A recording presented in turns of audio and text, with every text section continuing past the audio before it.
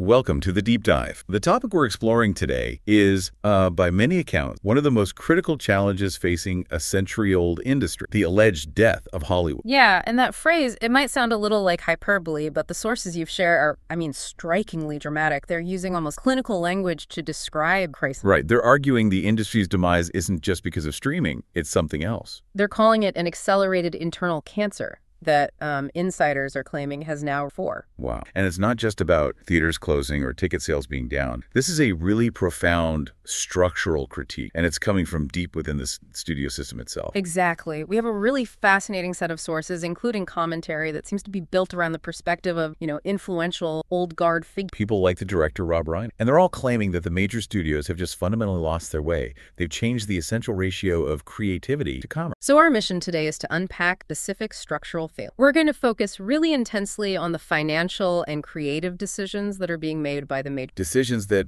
when you look at them, they seem to defy basic business common. Yeah, we're sort of setting the stage here for an analysis of how the industry lost its soul, you could say, how it started prioritizing algorithms and committee consensus over, nurturing genuine artists. And we're going to get specific for you. We'll look at the massive quantified financial disasters, the self-sabotaging streaming strategies that completely destroy the theatrical window. And maybe most importantly, the specific instances where these low-budget, high-concept films were rejected by every year, only to be picked up by an indie studio and become massive, award-winning, and highly profitable hits. Right. Our goal for you is to really understand precisely why insiders are arguing that Hollywood is actively failing itself. Okay, let's unpack this core argument.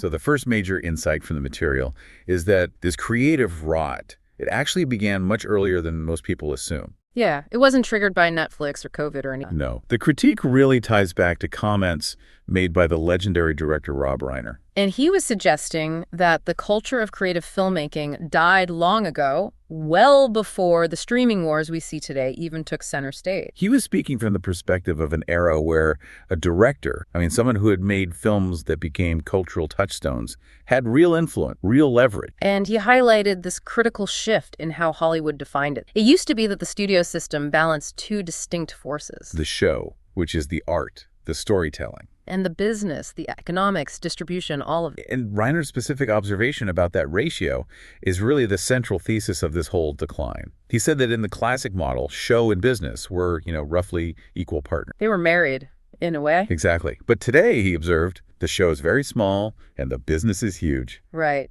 That artistic tail is no longer wagging the commercial dog. Not even close. It's being completely dwarfed by it. And when the art is dwarfed by the ledger like that, and financial control dictates everything, two major symptoms emerge almost immediately. Okay, what's the first one? The first is the total disappearance of the mid-budget film, which is something Reiner really...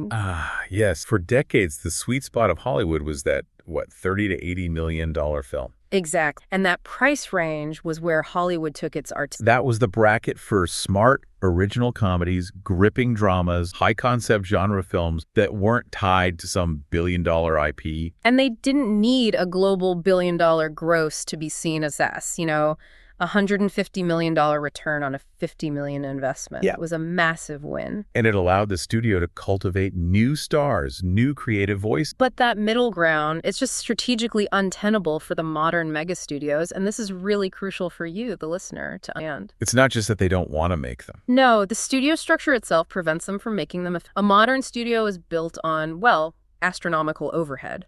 You mean massive executive salaries, global marketing footprints, and distribution guarantees that require a minimum gross just to break even. So if a film costs $50 million to make, it probably needs another $50 million just to market it globally. So to actually be profitable after the theaters take their cut, that film needs to gross $250, $300 million?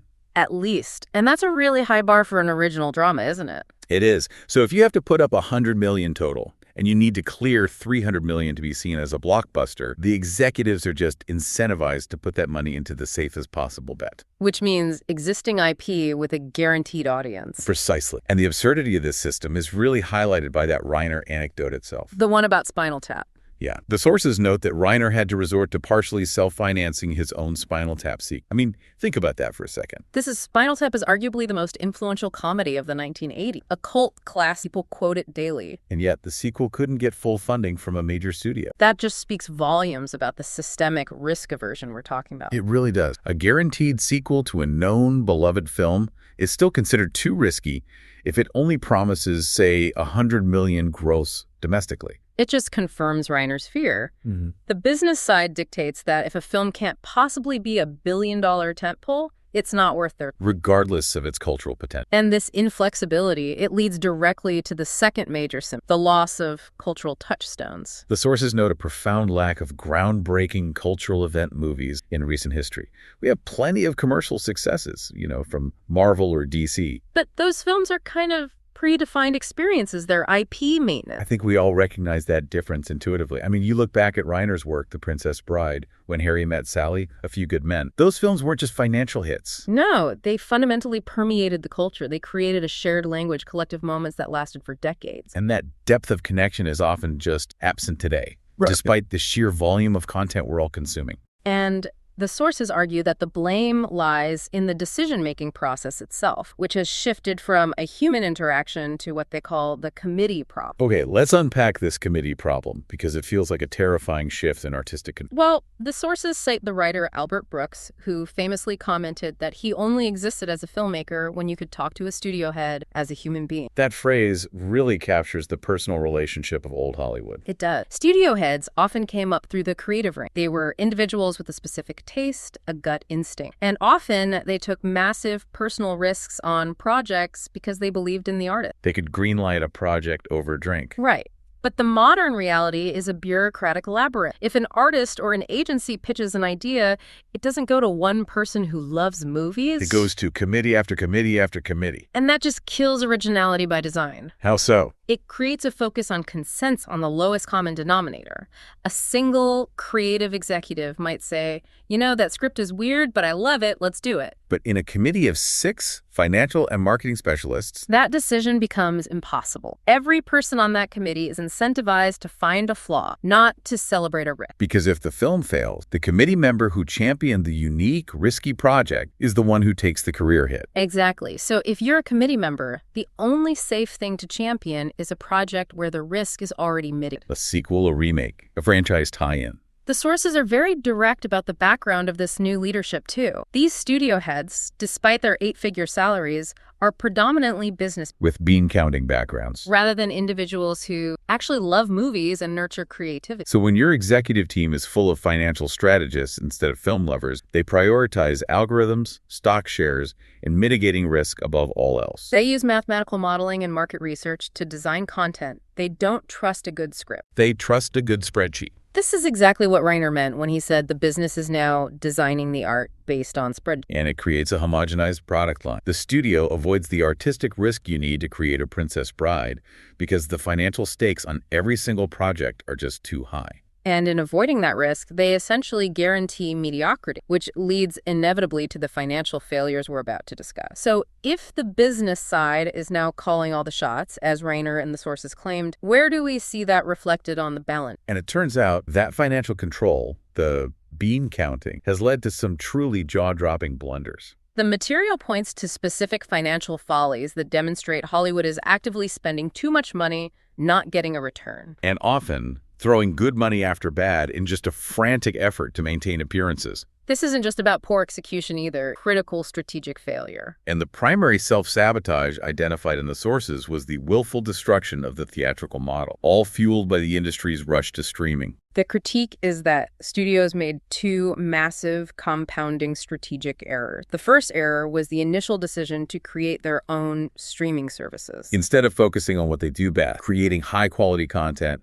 and then licensing that content profitably to, say, Netflix or someone else. Right. Every major player decided they needed their own proprietary platform. The sources called this the Highlander effect, a zero-sum game where everyone fought for dominance. Disney plus Paramount plus Marrow, Max, Peacock. Everyone had to have a slice. And that fractured the market and forced astronomical content creation costs just to keep their platforms filled with exclusive material. Which immediately inflated budgets across the board. But the truly fatal error in this streaming strategy, the one that really destroyed the core revenue stream, was the decision to put theatrically released content onto streaming almost immediately. By releasing films right after it's in the theater, or sometimes bypassing the theater altogether, they just eliminated the urgency that had driven movie-going for a century. You essentially trained the audience to wait, didn't you? You did. Why rush out, pay $60 for tickets and popcorn, and deal with traffic when you know that a $200 million blockbuster will be on your $15 a month subscription in 45 days? Often much sooner. This decision, which the sources note is destroying everything, directly conditioned the consumer to devalue the theatrical. And this fear of originality, coupled with the desperate need to feed these streaming beasts with predictable content, led directly into the IP overspend. The pattern is consistent. Studios constantly play it safe with IP through reboots, remakes, sequels, but then in the same breath they greenlight it for safe, they undermine. By inserting too many cooks in the kitchen. And they often change the successful core formula to satisfy all those committee demands. This is that corporate impulse we talked about in the first section. A unique project succeeds, and the executives who initially rejected it immediately want to make the sequel bigger, safer,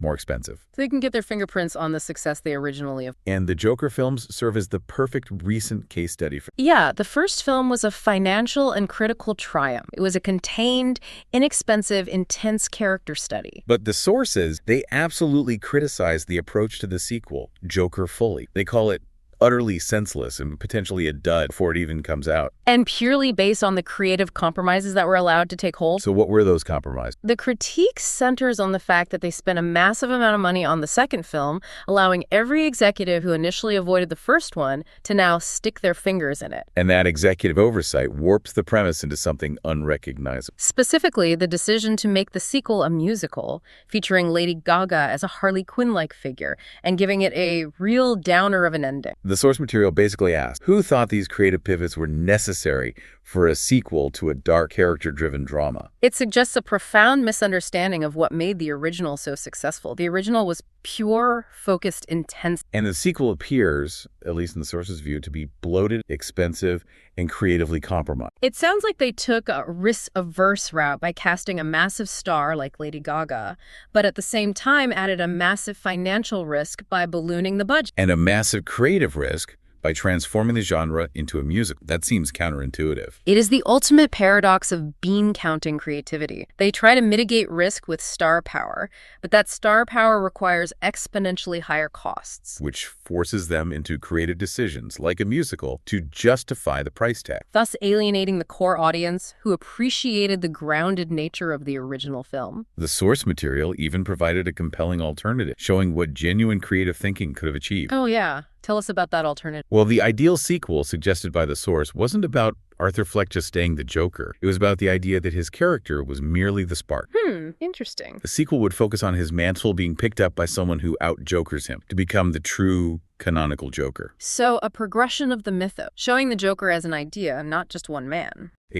That concept leverages the success of the first film while offering true narrative development and psychological depth. And it sounds far more interesting and probably cheaper than a musical with Lady Gaga. That alternative really reveals the opportunity cost of the committee. When creative thinkers conceptualize a sequel based on narrative potential, you get interesting stories. But when corporate entities conceptualize a sequel based on market research and star power, you get over-engineered, massively expensive projects that are destined to collapse under their own weight. As one commentary piece put it, they spend way more money, and it ends up being a disaster, falling like a lead fart. All right, to really grasp how this creative failure translates into a financial crisis, we need to stop talking in theories and look at the hard, undeniable numbers that you shared. This is where the sheer scope of financial mismanagement in modern Hollywood becomes just utterly. Studios are losing hundreds of millions of dollars on single product, even when the audience has given them clear warning signs of disinterest. Let's start with the film that has arguably become the symbol of this corporate strategic blind, the Snow White calamity. The figures are staggering. They really showcase how quickly money can just vanish when creative control is absent.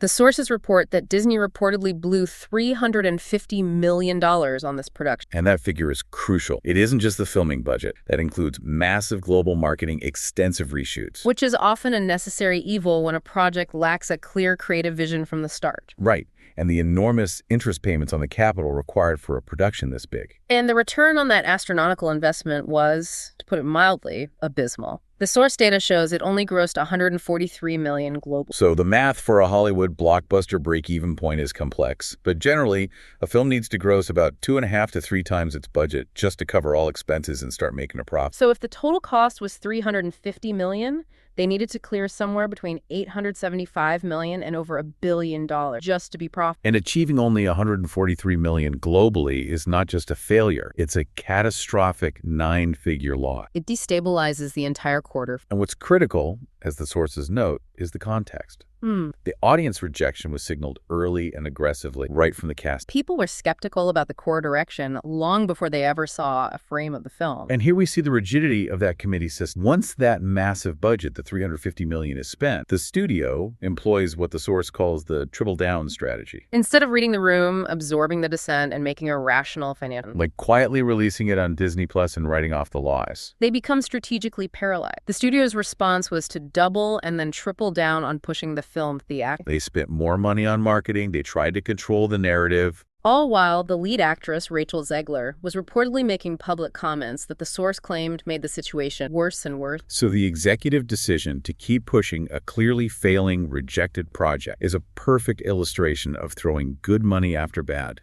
It just demonstrates an inability to admit error and pivot away from a massive financial black. And this kind of financial hemorrhage is far from an isolated incident. The sources list several other mega flops that follow the exact same pattern of overspending on unnecessary IP rehashes. Yeah, let's look at Tron, Airy. This production cost $180 million, but only managed to make $60 million globally. And the key critique in the source material was that this felt like a spin-off. It was a Tron movie without Tron. The original identity and appeal of the franchise were just lost in the That speaks directly to the IP trap. Studios think the brand name alone is enough to draw a crowd, but if you don't deliver the core identity the audience expects, If it's just a generic sci-fi movie with a familiar title. the audience sees right through it. They will not pay theater prices. And this is compounded by the confusion over what even constitutes theatrical content anymore. Take Disney's Elio. The source was clear. It was not a bad movie. It was a perfectly acceptable, watchable piece of content. However, they argue it definitively should have been a Disney Plus release, not a theatrical one. The content just didn't justify it. And its failure to draw crowds just reinforced the audience's belief that they can wait for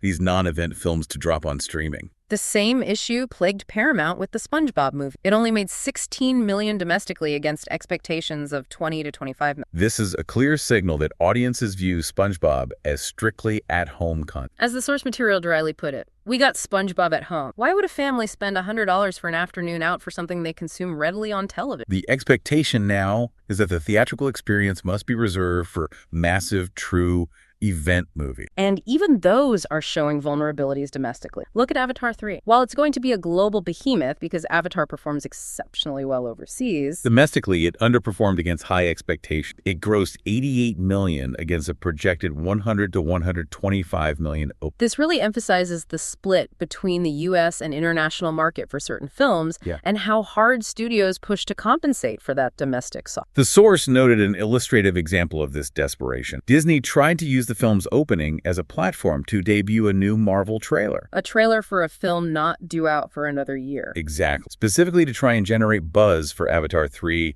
and convince people to buy it. It was an attempt to create an artificial event out of a film that was already an event, and it failed to significantly change the outcome. This all reinforces the underlying issue: creative laziness. Studios are constantly looking inward, asking, what do we own that we could just rehash because we're lazy? And the result is expensive remakes that offer no creative necessity. The Running Man remake, for example. The critique suggests that while the new version might aim to be closer to the original book, it runs the risk of failing. Because it won't be able to top the cultural impact, the humor, and the star power of the iconic Arnold Schwarzenegger film. The executive thinking relies on the familiarity of the title, assuming people will show up simply because the title is a sure thing. But these gambles are increasingly failing because the audience is sophisticated enough to distinguish between a creatively necessary update and a creatively lazy cash grab. The audience has been burned too many times by studios attempting to recreate lightning in a bottle through committees and bean counting, and now they are voting with their wallet. So we've established a clear pattern here. The big budget machine is actively failing, spending enormous sums and alienating its audience through creative compromise. Which begs the question,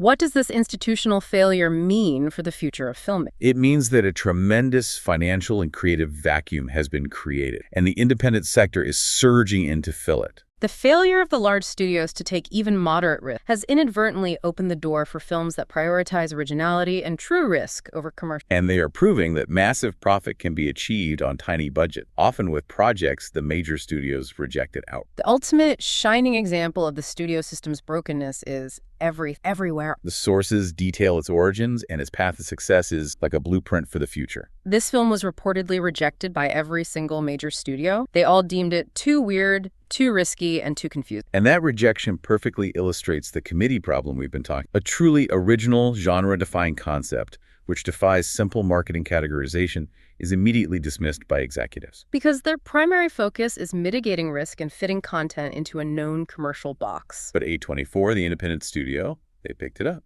And crucially, it was produced for at most $25 million, which, as we just established, is less than the marketing budget for a typical flop like Tron. The return was massive. It grossed $143 million worldwide and dominated the Oscars, including winning Best Picture. And the essential takeaway here is the mechanism of its success, word of mouth. The film was released slowly, initially in very few theaters. This limited release forced people to actively seek it out, generating buzz and urgency. And that buzz was driven by the sheer quality and uniqueness of the story. Viewers demanded it. It created a genuine cultural moment driven by artistry and quality, not by a $100 million marketing. Let's dive deeper into the economics of this indie success, because this is where the bean counters should truly be paying. We need to clearly articulate the strategic difference. Why is a small-budget, high-return film strategically better than a massive-budget modern? It comes down to profitability percentage versus gross revenue. Consider the horror film talk. This film was reportedly made for only $4.5 million, a figure so low that, as one commentary piece put it, it costs less than a studio head's annual lunch. Yet that tiny investment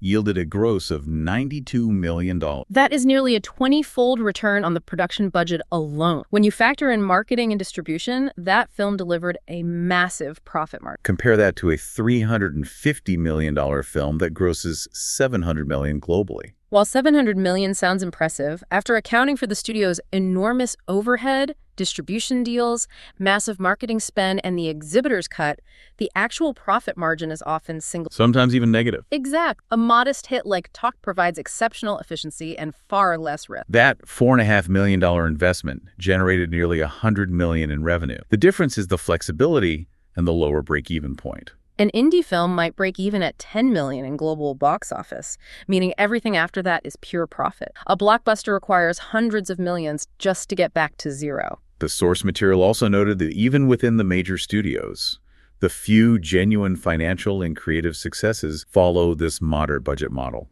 Warner Brothers, for instance, had wins with Sinners, which was made on a relatively modest $88 million budget and grossed $300. And Weapons, which grossed $269 million against only a $38 million budget. These exceptions prove the rule. It's not that the audience won't go to the theater, it's that they won't go to see expensive, creatively compromised films. When you deliver a successful, compelling story within a moderate budget, the profit margins are huge. The $100 million profit from a $20 million film is strategically superior, safer, and more replicable than a potential $10 million profit from a $300 million film after all the facts. And this pattern of indie success leads directly back to the concern about sequels falling into that trap of over-engineering. The first Five Nights at Freddy's film succeeded because it was done really cheap and focused intensely on its core family. But the sources immediately voiced concern that the sequel is already falling into the same too many cooks trap as the Joker follow-up. Taking a successful, cheap, fan-focused project and immediately inflating the budget and inserting heavy creative oversight, diluting the original magic in the pursuit of a broader, safe. And finally, we have to address the unexpected entrance to this profitable, low-budget model, the rise of non-traditional film distribution. The sources highlight the success of Angel Studios' David and Goliath. This low-budget, faith-based film made more money on its opening weekend than Disney's high-profile family film, Elio. This is a critical data point. It demonstrates the existence of large, previously underserved niche audience, specifically the Christian market, who are motivated and willing to generate significant revenue for quality, targeted storytelling. Hollywood, in its pursuit of billion-dollar universal appeal, has neglected these large, cohesive niche markets. The success of a film like David and Goliath came from a well-executed film that understood and targeted its audience. It demonstrated that you don't need a guaranteed IP or a massive generalized market. You just need a genuinely good story that resonates with a motivated demographic. And then word of mouth takes over. So if the financial data is just screaming that the studio structure is fundamentally flawed, massive films are failing, and small original films are succeeding, we have to ask why the studios refuse to change course. This final section examines the deeper cultural and creative reasons why studios won't take chances. It goes far beyond simple financial risk. The sources connect this systemic decline to the passing of an entire generation of Hollywood artists like Robert Redford, David Lynch, Gene Hackman, and of course, Rob Reiner. It represents the loss of old Hollywood, a culture that knew how to tell a story with depth and nuance and wasn't afraid to push the envelope. Those figures operated in an industry that valued the complex, sometimes messy reality of human interaction. The core issue today, as identified in the source material, is a profound fear of a cultural caution that is actively killing originality. And the anecdote provided by Bob Gale, the writer of Back, it just perfectly encapsulates this modern. Gale told The Guardian that his seminal, massively successful film would never be greenlit today, and not because of the special effects or the budget. He specifically stated that the reason is the relationship between Marty McFly and Doc Brown. Modern studio executives, filtered through the committee process, would aggressively question that dynamic. They'd interpret the friendship between the teenager and the much older scientist as pedophilia or something. The simple, genuine, unlikely friendship that was the heart of the film is now perceived as a liability that requires rigorous explanation or removal. And the source material links this modern, hypercritical overanalysis directly to years of internal self-sabotage by the studio. They argue that this agenda-driven interpretation exists because the industry spent years attempting to insert every flipping agenda and rainbow flag into existing beloved franchises. This consistent trend of prioritizing specific political or social mess over internal narrative logic, whether it was intentional or forced, led to a severe and widespread audience backlash. So the studio, having been burned by negative audience reaction to narrative changes that felt inorganic, became terrified of any possible misinterpretation or controversy, no matter how. This created an overwhelming sense of caution. If they're now so afraid of narrative complexity that they won't let a young boy and a concentric scientist have a platonic mentor-student friendship without fear of being labeled problematic. What truly original, messy, human stories involving complicated dynamics are being entirely suppressed? The irony is that this extreme caution has led directly to the bland, risk-averse content that audiences are now rejecting. And to add a fascinating little-known detail to the Backture anecdote, the sources mentioned that an earlier cut-script reason for Marty and Doc's friendship was much easier. Oh, really? Yeah.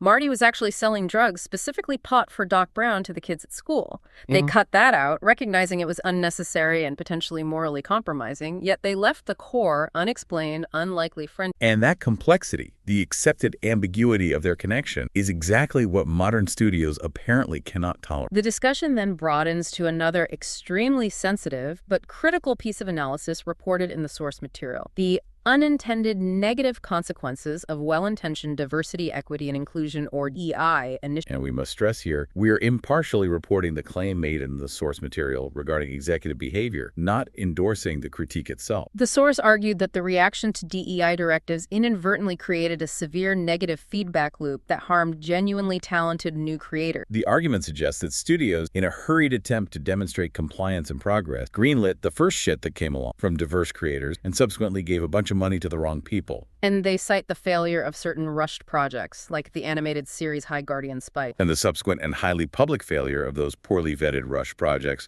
was devastating for future diverse talent. According to the source, once those expensive projects failed terribly and resulted in massive financial loss, the studios became unwilling to take chances on any new creators, even those who aren't white, straight, or male, and possessed genuinely strong, non-problematic. The excuse used by the studios, the sources claim, became, well, we tried it already and it didn't work. They essentially leveraged the failure of the initial quickly greenlit projects as an excuse to shut the door on all future opportunities, creating a double-edged sword where the initial good intent resulted in an industry even more cautious, risk-averse, and closed off to genuine, diverse original talent than it was before the initiative even began. This entire structure, the financial caution, the committee-driven fear of interpretation, and the creative shutdown after perceived failures, has led to the near-total death of film culture itself. The source material quotes film journalist Stephen Gatos, who told the outlet that truly original, provocative mainstream drama which deals in recognizable human dilemmas no longer has a place in cinema. And Gatos's conclusion is stark. There is no film culture. Let's now. Every project, whether it's original or a rehash, must conform to the same predictable, sanitized formula designed to maximize safety and minimize controversy. Even if that minimizes profit. And if you need an example of how recently this cultural shift has taken hold, the source argues that a sharp, witty, politically incorrect, but ultimately harmless comedy series like Community, A fantastic show from just a few years. it would never be made today.